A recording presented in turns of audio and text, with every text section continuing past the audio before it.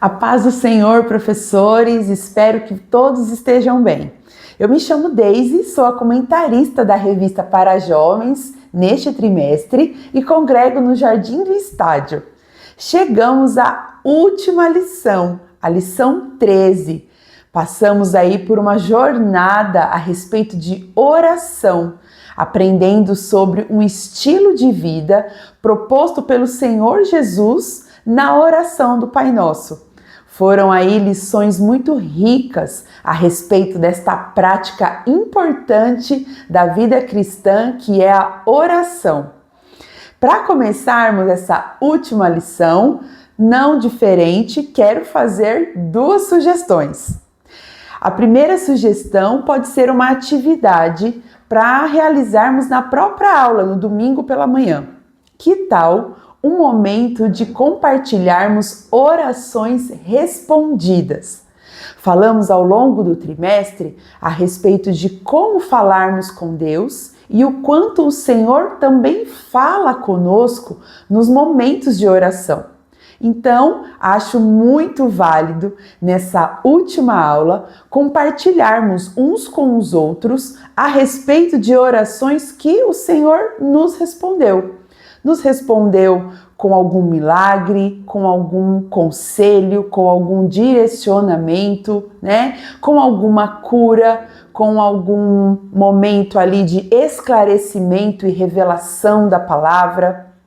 Então, compartilharmos orações respondidas nesta última lição pode ser muito encorajador, motivador, para que os nossos alunos continuem orando sempre e orando mais, fazendo um link assim com o título da nossa última lição. Então vejam se no próximo domingo vocês conseguem reservar alguns minutos para dar aos nossos alunos a oportunidade de testemunharem orações respondidas. Uma outra atividade que quero sugerir está ligada à nossa própria revista. Na página 65, há aqui um caça-palavras, em que nós vamos encontrar alguns verbos ligados ao que nós aprendemos no decorrer deste trimestre. Pode ser uma atividade a ser realizada no decorrer da semana. Podemos propor para eles, nos nossos grupos de WhatsApp, para que eles preencham esse caça-palavras e tragam com as respostas no domingo pela manhã. E quem trouxer pode ganhar um chocolate, por exemplo. Por que não? Então, pode ser aí, se a galera é um pouco mais competitiva ou que gosta de ganhar um doce, pode ser aí também uma atividade válida de interação, mas principalmente uma oportunidade para que durante a semana que antecede a aula, eles parem um momento para olhar para a revista, ler a revista e assim ter contato com o conteúdo da nossa lição 13. Então, é aí também uma outra dica, uma outra sugestão. Aproveitem o caça-palavras, seja na semana que antecede ou mesmo ali no momento da aula no domingo de manhã, para que seja aí também um momento de revisão do que eles devem aprender. Tem 4 palavras, né? 3 são um verbo. Então, usem e aproveitem esse caça-palavras para interagir com os alunos. E nós citamos aqui a questão de revisão. Sim, a lição 13 com o título Ore, ore sempre, ore mais, tem o objetivo de revisar tudo o que nós aprendemos ao longo deste trimestre. Vocês vão perceber que os títulos, os subtítulos e os textos bíblicos são diferentes do que nós já aprendemos até então. Mas ainda assim, todo o conteúdo permeia todos os princípios que nós aprendemos no decorrer do trimestre. Então sim, vai ser também um momento de revisarmos tudo o que aprendemos nas outras 12 lições. ok? Então, vamos lá, vamos começar. Temos um texto-chave em 1 Tessalonicenses, capítulo 5, versículo 17, um versículo muito curtinho, mas resume tudo o que nós aprendemos. Aqui nós colocamos na versão NVI e está escrito assim: orem continuamente. Temos também os textos da leitura bíblica, que vão dar base ao nosso último tópico da lição. Então, são trechos aqui no livro de Neemias, no livro de Daniel e também no Evangelho de Mateus. Na introdução, nós citamos aqui o versículo de 1 Tessalonicenses, capítulo 5, o 17, que está no texto-chave. Nós citamos aqui uma explicação, um comentário de Matthew Henry, né, a respeito desse versículo. Ele fala que quando o versículo diz que nós devemos orar sem cessar, ou como na NVI, orar continuamente, significa que a ideia não é que devemos fazer qualquer coisa além de orar. Na verdade, significa que nada daquilo que fazemos deve impedir a oração no seu devido tempo. Então, o que ele está querendo dizer é: a oração não deve nos ocupar o tempo todo a ponto de nós não termos tempo de fazer qualquer outra coisa. Mas, na verdade, as outras coisas não devem nos atrapalhar de orar.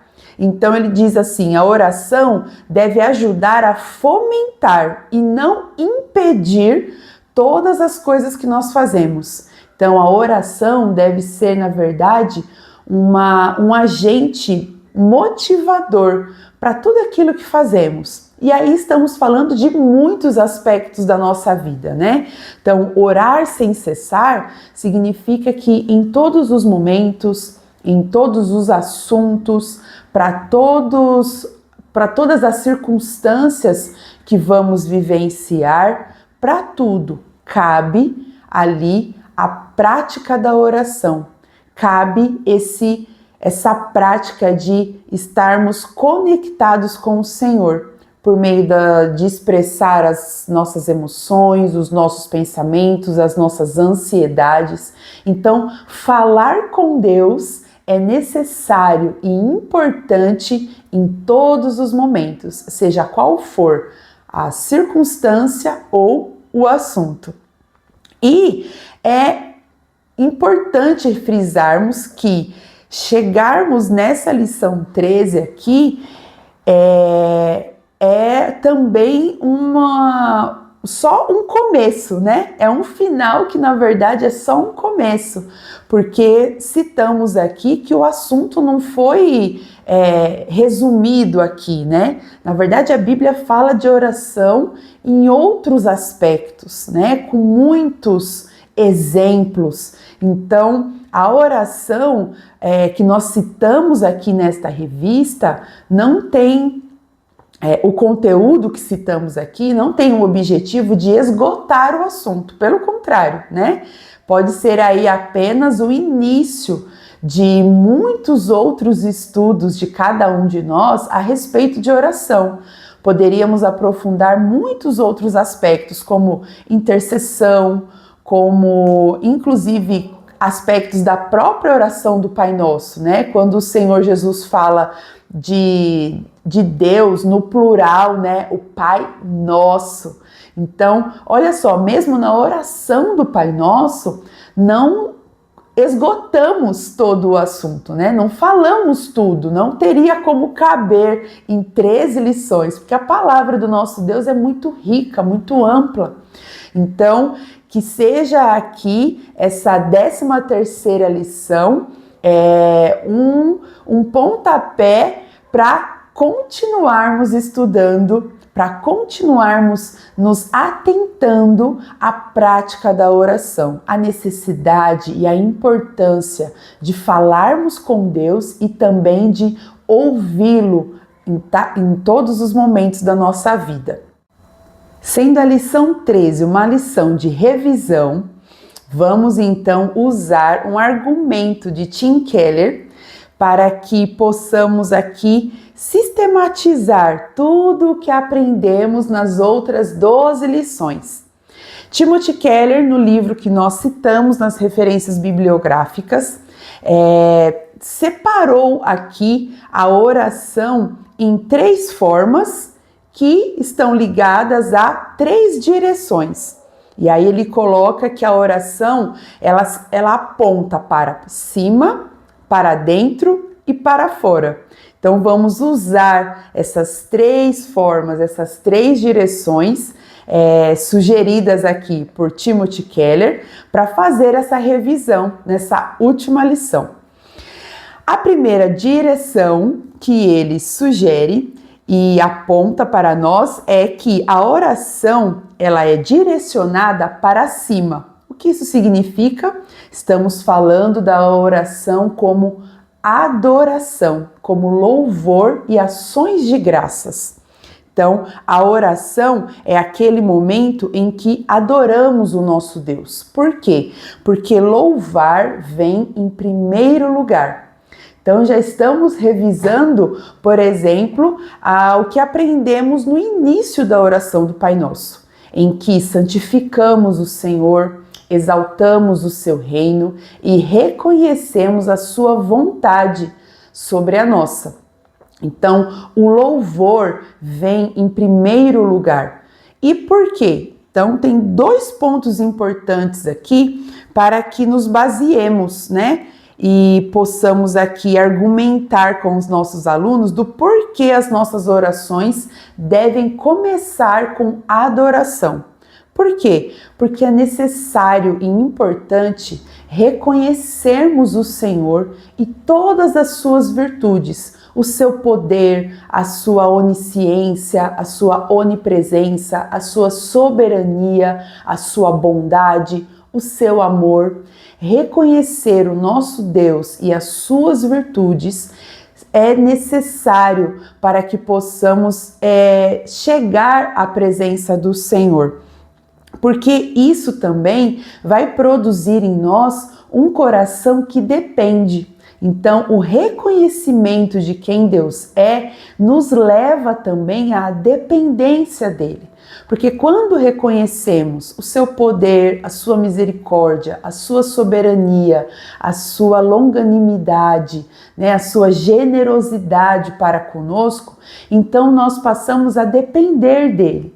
Porque sabemos que podemos confiar nele, né? Então, vejam aí que reconhecer e enaltecer o nosso Deus e todas as suas virtudes é importante porque nos leva à dependência e coloca em nós um coração confiante de quem o Senhor é e de tudo o que ele faz.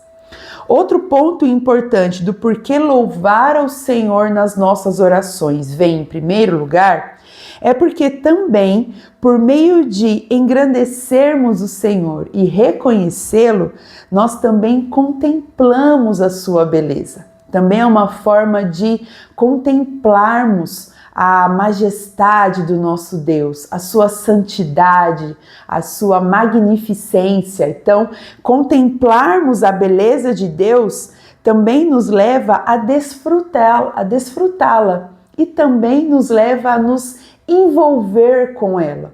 Então, quando engrandecemos o nosso Deus, estamos também espiritualmente sendo cheios da sua vida em abundância, porque a sua palavra, a sua presença, o reconhecimento de quem ele vai também enchendo as nossas vidas da sua beleza, da sua graça, da sua presença.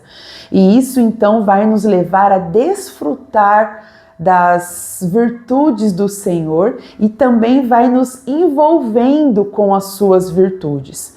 Então, esse momento de adoração é também um momento de contemplação do nosso Deus. E então já não somos os mesmos, porque somos transformados ao ver então com os olhos da fé a grandeza do nosso Deus. Por esses dois pontos, a oração deve começar com louvor, com ações de graças. O segundo ponto que colocamos aqui é que as nossas orações devem ser direcionadas também para dentro. E o que isso significa? É um momento aí de autoexame e confissão. Então, temos aí duas faces da mesma moeda. Colocamos aqui que confessar, né, esse momento de autoexame, de confissão, é também o senso profundo dos nossos pecados, é a consciência das nossas falhas, das nossas fraquezas, de todos os nossos defeitos, de tudo aquilo que nos faz transgredir a santidade de Deus e os seus mandamentos. Então, precisamos, por meio desse autoexame, ter conosco um senso profundo dos nossos pecados, das nossas falhas.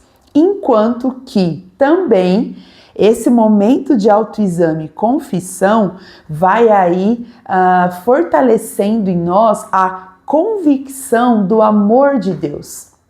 Porque é nisso que consiste o fato do Espírito Santo nos trazer à consciência os nossos pecados. O inimigo vem para nos acusar, para usar os nossos pecados para o objetivo de nos matar, né? De nos diminuir, de tirar de nós a vida que o Senhor nos deu. Mas o Espírito Santo nos convence dos nossos pecados para que nós possamos, inclusive, também estar mais certos do amor de Deus. Porque o Senhor nos fala sobre os nossos pecados com o intuito de nos gerar vida, pureza, santidade, o perdão de Deus, né? Atrelado aí à consciência e ao convencimento dos nossos pecados, é que faz com que esses momentos, ainda que sejam amargos, né? Aquele momento de confissão em que nós precisamos verbalizar os nossos pecados, os nossos erros, as nossas transgressões, ainda que sejam momentos amargos, em que há certa culpa, certa vergonha, mas também são aí momentos que produzem alegria, porque o Senhor não nos deixa prostrados na culpa e na vergonha. Na verdade, Ele nos alegra com a convicção do seu perdão, do seu amor. Então, nós podemos sim estar conscientes com o senso do nosso pecado e ao mesmo tempo convictos do amor de Deus. Ainda que pequemos, o Senhor tem o poder e tem a vontade, né, amorosa de nos perdoar, nos transformar, nos purificar desses pecados. É interesse do Senhor nos transformar e criar em nós o caráter de Cristo. Então, percebam aí que orar e confessar as nossas falhas, colocamos aqui na revista, é um exercício amargo, mas produz em nós um efeito de alegria, de transformação, de purificação. E aí colocamos aqui que quanto mais sabemos que somos perdoados, mais nos arrependemos. Quanto mais rápido crescemos e mudamos, mais profunda é nossa humildade e alegria. Então percebam que, ainda que passemos pelo desconforto de nos depararmos, né, com um coração sincero e humilde, com os nossos próprios pecados, nós podemos chegar ao conforto do perdão, do amor e da transformação que o nosso Deus produz em nós. Olha só que bênção e quão importante é também confessarmos os nossos pecados. E está muito ligado ao momento de louvor e ações de graças. Porque é natural que diante da grandeza do nosso Deus, nós também obtemos a consciência mais sensível sobre a nossa pequenez, das nossas falhas, né? A consciência dos nossos defeitos. Então, é natural que quando reconhecemos a grandeza de Deus, reconhecemos também o quão pequenos nós somos. E isso deve nos levar não a fugir da presença de Deus. Pelo contrário, deve nos motivar a estar mais perto dele, porque ele nos ama, nos perdoa e quer nos transformar à imagem e semelhança do seu Filho. Vamos então, assim, chegando à terceira direção, que é a direção de orar para fora. Estamos falando aí de súplica e intercessão. Estamos falando das nossas necessidades, né? Necessidades aqui da vida cotidiana que nos afeta externamente. E estamos falando também das necessidades dos outros. Então, estamos falando também de interceder pelas pessoas. Então, estamos aqui orando para fora, falando com Deus sobre os nossos pedidos de ajuda. E quando oramos pelas nossas necessidades ou pelas necessidades das pessoas, devemos ter aí a certeza de 2 resultados. O primeiro é que Deus trará soluções e respostas de acordo com a sua vontade e de acordo com a sua sabedoria. E o Senhor também nos dará paz e sossego, para que possamos, inclusive, aguardar com paciência as suas respostas e as suas soluções. Então, orarmos a respeito das nossas ansiedades e também das necessidades das outras pessoas, nos leva aí à certeza desses 2 resultados. O Senhor solucionará ou responderá e o Senhor também nos dará paz e sossego. É uma bênção, não é? Essa convicção de que todas as nossas orações o Senhor terá aí solução e resposta para nós. E é sobre essa convicção que nós vamos falar no terceiro tópico, em que comentamos aí a respeito do significado da palavra amém. Não é por coincidência que nós citamos o significado da palavra amém exatamente na última lição desse trimestre. É um argumento, né, uma ideia de Martinho Lutero, também no livro que citamos nas referências bibliográficas. Lutero coloca aí a palavra amém como uma expressão de fé. Por quê? Porque a palavra amém significa, além de que assim seja, significa também verdadeiramente ou com toda certeza. Quando terminamos as nossas orações, temos aí por costume usar a palavra amém. Mas se colocarmos o significado, vamos entender exatamente o que Martinho Lutero quis dizer. Se terminarmos as nossas orações e usarmos a expressão com toda certeza, ou então que assim seja, percebam o quanto isso é uma expressão de fé, o quão estamos confirmando, né? O quão estamos expressando convicção de que o Senhor ouviu e nos trará respostas e soluções. É sobre isso que Lutero fala a respeito do uso da palavra amém. Não é apenas uma expressão ou um jargão, não. É, na verdade, a convicção de que as nossas orações estão sendo ouvidas, estão sendo consideradas pelo nosso Senhor. Então, o amém é uma expressão de fé. E aí estamos falando também da importância da fé para a prática da oração. Então a fé, ela é indispensável. E aí precisamos fazer o contraponto, né? Se a fé é indispensável, sobre o que estamos combatendo, né? Então, qual que é o oposto da fé? Citamos aqui. O oposto da fé é a dúvida, que é esse empecilho que nos faz oscilar, né? Que nos torna instáveis. Então, Martinho Lutero, inclusive, cita aqui 2 exemplos sobre o que significa as nossas dúvidas, né? Como nós podemos comparar a forma como Deus interpreta as nossas dúvidas. E ele cita 2 exemplos, 2 comportamentos bem corriqueiros e até engraçados para exemplificar, para ironizar o quanto Deus se incomoda com as nossas dúvidas. O primeiro,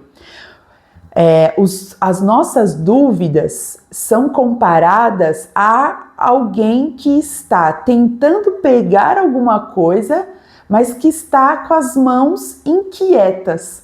Então, pensem só que nós precisamos entregar um presente para alguém e essa pessoa, ao invés de estender as mãos com calma para receber esse presente, ela fica inquieta e não para com as mãos, está sempre ocupada com as mãos, pegando outras coisas. Essa pessoa nunca tem as mãos estendidas e quietas para receber o que precisa receber. Então vejam aí que essas mãos inquietas são o exemplo das nossas dúvidas. É como se também, né, Deus estivesse sempre aguardando as nossas mãos quietas, as mãos que creem, que dependem, que esperam para que Ele possa nos entregar as respostas e o atendimento, né, as soluções das nossas orações. É um ótimo exemplo, né? Lutero também fala a respeito de uma brincadeira de mau gosto, né? O incômodo de Deus a respeito das nossas dúvidas é como alguém que está ouvindo aí uma brincadeira de mau gosto, quando alguém, né, que nos pede alguma coisa e ao final de nos pedir um favor, já fala, mas você não vai fazer. Mas você não vai me atender. Então, essa brincadeira de mau gosto, né, Martinho Lutero coloca, é comparado às nossas dúvidas. Porque muitas vezes nós fazemos isso, né? Acabamos as nossas orações, mas internamente já pensamos, mas será? Mas será? Será que Deus ouviu? Mas acho que Deus não deve ter ouvido. Mas eu acho que Deus não vai fazer isso não. Então, Lutero faz esse comparativo do nosso comportamento uns com os outros em relação às nossas orações diante de Deus. Percebam o quanto é incômodo, né? Nós ouvirmos de outras pessoas que elas não confiam de que vamos fazer o favor que elas nos pediram. Esse mesmo incômodo é o incômodo de Deus com as nossas dúvidas. Nós oramos, falamos a Ele o que precisamos e o que esperamos dele, mas ao final já a incredulidade grita nos nossos corações e nós titubeamos, né? Mas acho que Deus não vai fazer. Mas acho que Deus não ouviu.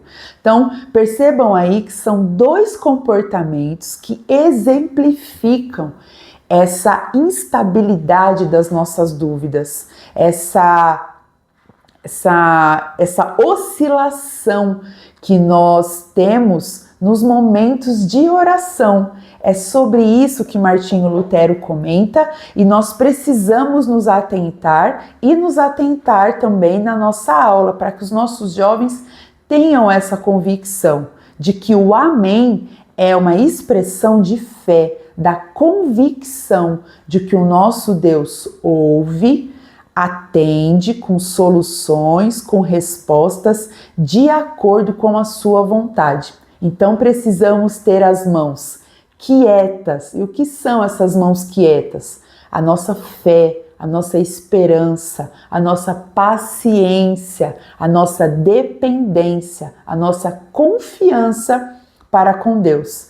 Essas são as mãos quietas que o Senhor espera de nós para nos entregar aquilo que Ele quer fazer ou falar diante das nossas orações.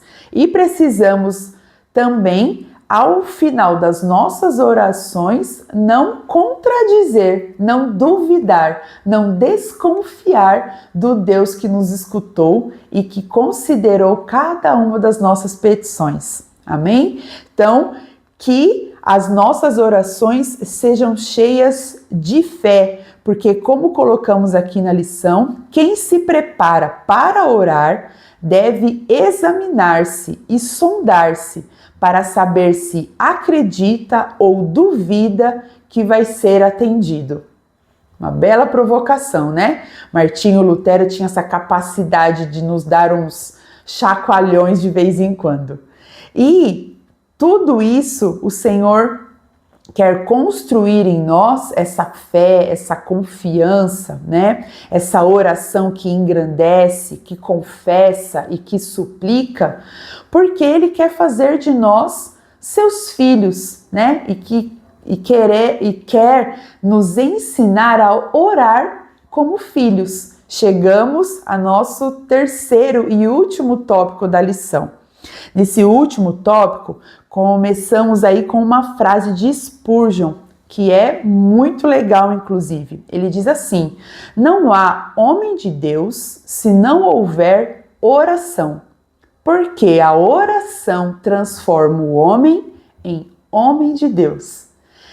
Olha só, a oração é que faz a diferença entre aqueles que são ou não são homens e mulheres de Deus. Então, precisamos ver a oração como algo importante, fundamental para a nossa vida espiritual. Então, por isso que nós colocamos aqui, ore como um filho de Deus, porque os filhos de Deus são caracterizados pela prática da oração, pela prática da comunicação constante com o Senhor. São caracterizados pela dependência, pela confiança do nosso Deus. Então, vamos aí a alguns exemplos. Citamos aqui, como comentamos aí a respeito da leitura bíblica, citamos 3 exemplos. Os 2 primeiros são aí Daniel e Neemias. Citamos vários versículos de Neemias, apontando aí Neemias como um homem que orava em momentos distintos, né? Seja ali num clamor, numa oração fervorosa, pedindo auxílio, proteção e inclusive perdão pelos pecados do povo. Então, no decorrer do livro de Neemias, nós percebemos que Neemias era um homem de oração. E em momentos distintos ele orou e Deus atendeu com soluções e respostas. A Bíblia também nos ensina a respeito de Daniel. Daniel também é um belo exemplo de oração. É um belo exemplo, inclusive, de constância na oração. Ainda que ele foi impedido por um decreto, né, do rei, ele mesmo assim continuou a sua rotina de se comunicar com o Senhor. Então, apesar do decreto, tal rotina não foi abalada. Daniel é um belo exemplo desse orem continuamente, né? Neemias também, orando continuamente. Na verdade, as tarefas que eles tinham não impediam que eles tivessem uma vida de oração. Pelo contrário, as suas vidas de oração é que sustentavam todas as suas práticas, toda a sua vida, toda a sua rotina. E em tudo, eles prosperavam, apesar dos desafios e apesar dos problemas. Então, citamos aqui 2 exemplos bíblicos, Neemias e Daniel. Mas aqui eu sugiro, professores, fazermos uma pausa. O próximo exemplo será o nosso Senhor Jesus Cristo. Mas antes de chegarmos ao exemplo do Senhor Jesus, que tal abrirmos a oportunidade para os nossos alunos para que eles citem outros exemplos de homens e mulheres de Deus na Bíblia, para que possamos assim trazer à memória esses exemplos, não apenas das orações desses servos e servas do Senhor, mas também os exemplos de como o Senhor respondeu cada um deles. Então, temos aí diversos exemplos. Temos Elias, temos Ana, né? Temos os próprios apóstolos ali em Atos também. Então, existem muitos exemplos da palavra do Senhor de homens e mulheres que oraram e tiveram resposta do nosso Deus. É uma ótima oportunidade para abrir espaço para que eles compartilhem outros exemplos, além de Daniel e Neemias,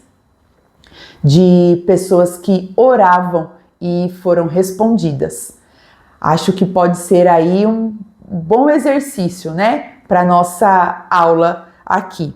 E aí, então, nós chegaremos ao último exemplo, que é o maior de todos, o nosso Senhor Jesus Cristo. E é de se admirar que o Filho de Deus também orava. Sim, o Senhor Jesus tinha a prática da oração, não apenas em momentos públicos, mas também em momentos particulares. Temos e citamos aqui na revista situações em que Jesus sozinho se retirava para a oração. Eram os seus momentos ali de intimidade com Deus. Apesar de ser o Todo-Poderoso Filho de Deus, ele também era homem e servo do Senhor. E como servo, ele também dependia e confiava em Deus. Por isso, ele também orava. Então, a trajetória de Jesus, citamos aqui, nos mostra que uma vida de oração é característica essencial para todo filho de Deus. Afinal de contas, se Jesus precisava e se dedicava à oração, quanto mais nós precisamos então de manter uma vida de comunhão e comunicação constante com o nosso Deus. Então, finalizamos assim a 13ª lição e todo este trimestre tendo como exemplo o nosso Senhor Jesus Cristo e tendo aqui a oração como uma característica essencial para todo filho de Deus. Então, vejam aí que ao longo das 12 lições estamos falando de características, de um estilo de vida que os filhos de Deus devem viver. E esse estilo de vida começa e acontece por meio de uma vida de oração. Então, queridos professores, vamos pensar aqui na frase, na última frase que colocamos na conclusão, para que possa ser assim a frase-chave para levarmos no coração no final deste trimestre. A oração é, ao mesmo tempo, responsabilidade e privilégio. Usufrua deste estilo de vida. Essa é a mensagem que nós devemos enfatizar para os nossos alunos no domingo pela manhã, ao final deste trimestre. A oração é uma responsabilidade, porque somos filhos e dependentes de Deus e temos como mandamento honrá-lo como Deus, mas é também um privilégio, porque Ele nos ama, Ele nos perdoa e Ele se importa conosco. E é por isso que Ele está à disposição para nos ouvir e nos atender. Então, a oração é responsabilidade, é privilégio. Então, nós precisamos, devemos, não podemos desperdiçar essa bênção, esse estilo de vida pertinho do Senhor, esse estilo de vida que é essa conexão constante com o nosso Deus. Amém? Quero agradecer todos vocês que nos acompanharam nesses 13 vídeos, nesses 13 conteúdos, tanto no YouTube quanto no Spotify. Que o Senhor continue abençoando a vida de vocês.